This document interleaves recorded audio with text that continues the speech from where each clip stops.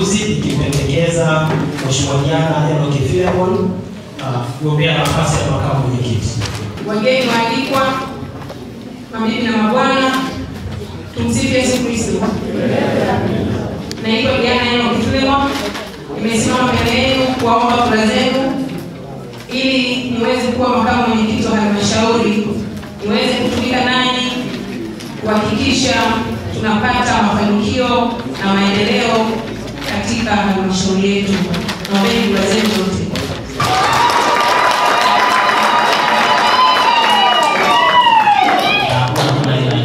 Hivyo basi, kwa hili nililokabidhiwa, nichukue fursa hii kumtangaza Mheshimiwa Diana kuwa makamu mwenyekiti wa halmashauri ya siku ya leo, siku ya kihistoria hasa kwa waheshimiwa madiwani kusimama mbele hapa, lakini kujalia kula kiapo kwa ajili ya kwenda kuwatumikia wananchi waliotupa ridhaa. Lakini pili, napenda sana kuwashukuru waheshimiwa wajumbe, waheshimiwa madiwani kwa kunipitisha kuwa makamu mwenyekiti wa halmashauri.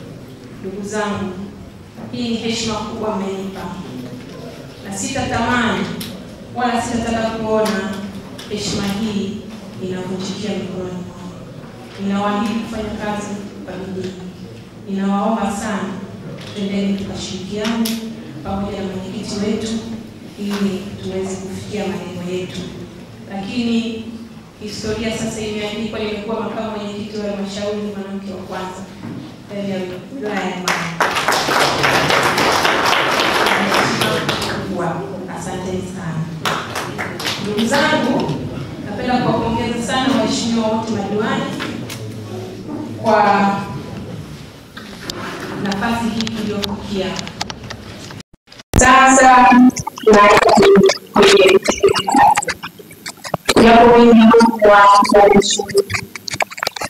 tumeahidi mambo mengi, tuwaombe sasa twendeni tukaachane na mambo ya uchaguzi, twende tukaungane, tushikamane ili tuweze kufanya kazi, ili tuweze kuwalipa mema wananchi wetu waliotuheshimisha.